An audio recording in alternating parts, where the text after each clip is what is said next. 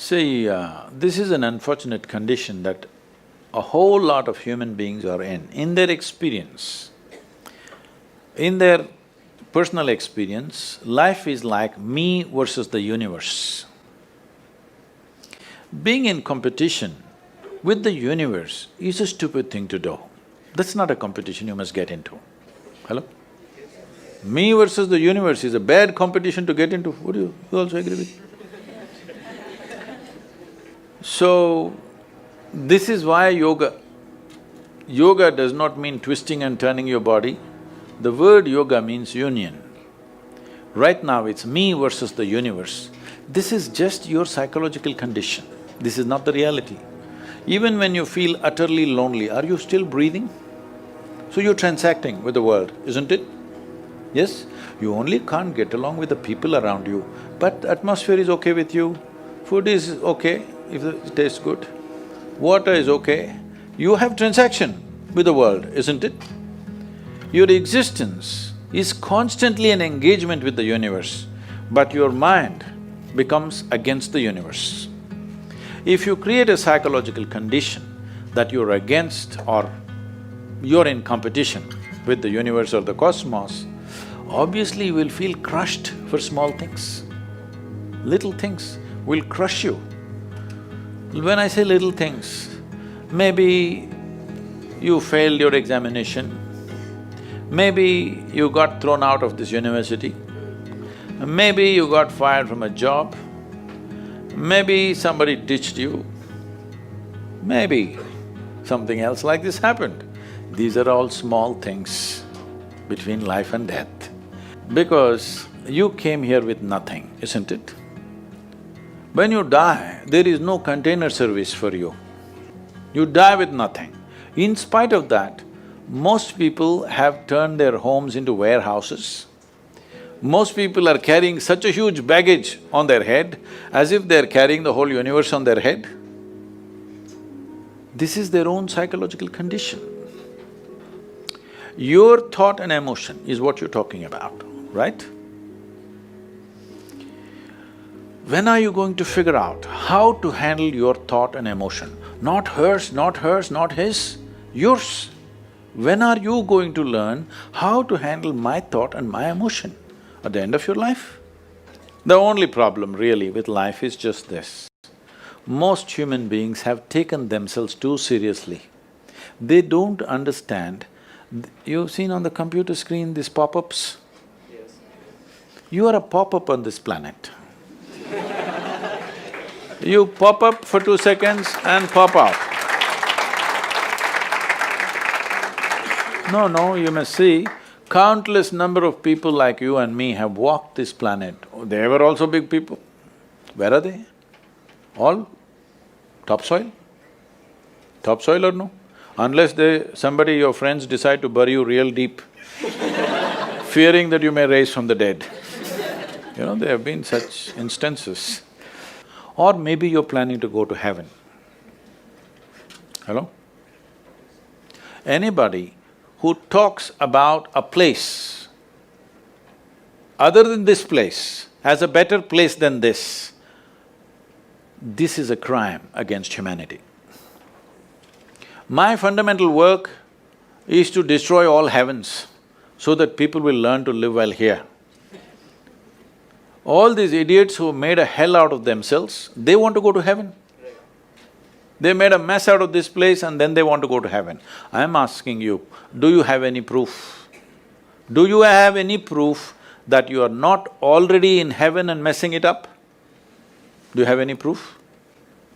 You're already in heaven, making a mess out of it.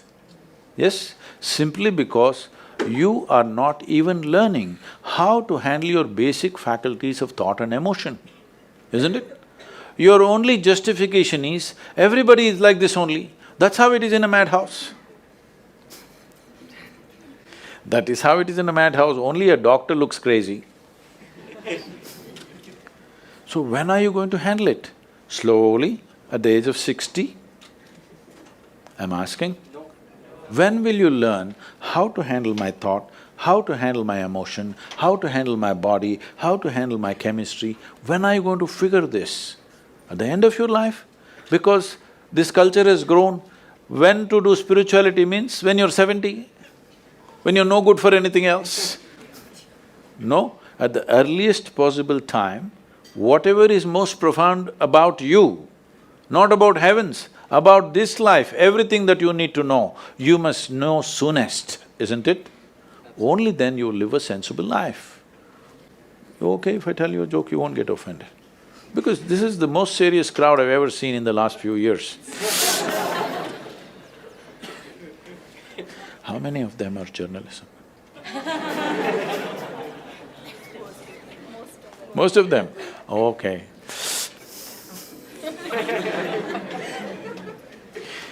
This happened. Shankaran Pillai, when he was in Paris, was married to a French woman. One day, it was their anniversary, first anniversary. So she invited a bunch of friends and she wanted to cook something really fresh, everything fresh. So from morning, she was driving him to this market, that market, he got this fresh vegetables, fresh meat, fresh chicken, this, that, everything. Then in the evening she said, because the French have this, snail appetizer, she said, go to the beach and get some snails, fresh, and I will make some appetizer for all the friends who are coming.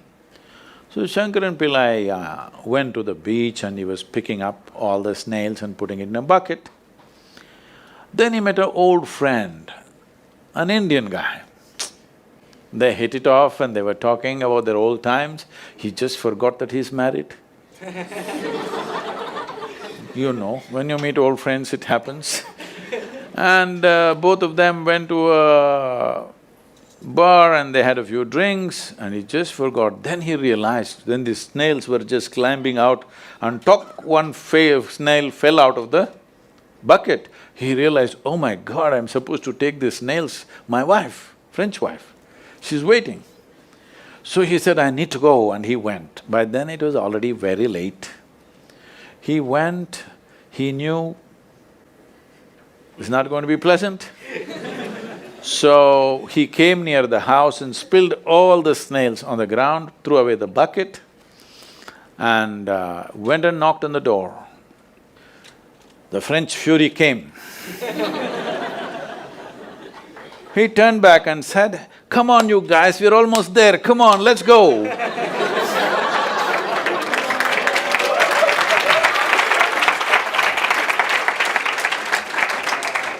So, when are you going to pick your snails and put them in the bucket and fix them? Huh? Your problems, you must fix them, isn't it? These are not problems. I want you to understand, you are not suffering your life. You're only suffering two fantastic faculties that only… It's a privilege of being human that we have these two fantastic faculties. One is, we have a vivid sense of memory. This is because of this memory our life is so rich, unlike any other creature. And we have a fantastic sense of imagination. Now, this is what you're suffering. What happened 10 years ago, you can still suffer. Why? Are you suffering life or memory? Hello? Memory. Memory. What may happen day after tomorrow, you're already suffering. Are you suffering life or imagination? Two most fantastic faculties you have, you're suffering. So what are you asking for?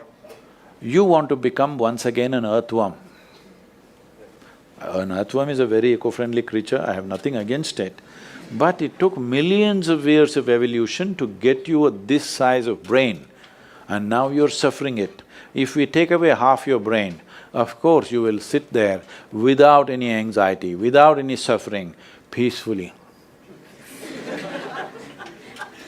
What we need is, we need to remove your brain, because you're suffering your own intelligence. Yes or no? Yes. Because we gave you a very complex machine, you have not bothered to read even the user's manual. You want to just blunder around.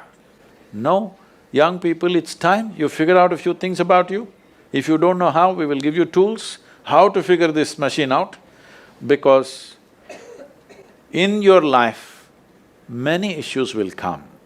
More issues come up in your life means you're living a more active life. Nothing came up means you're not living. Yes?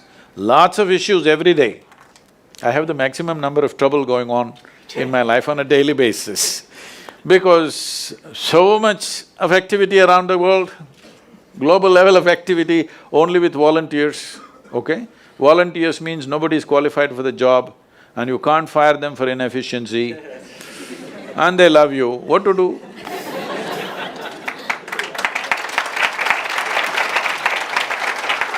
This one thing you must fix, that is, in your life, you are not the issue, okay? Whatever the issue, we'll do our best, but this should not be the issue.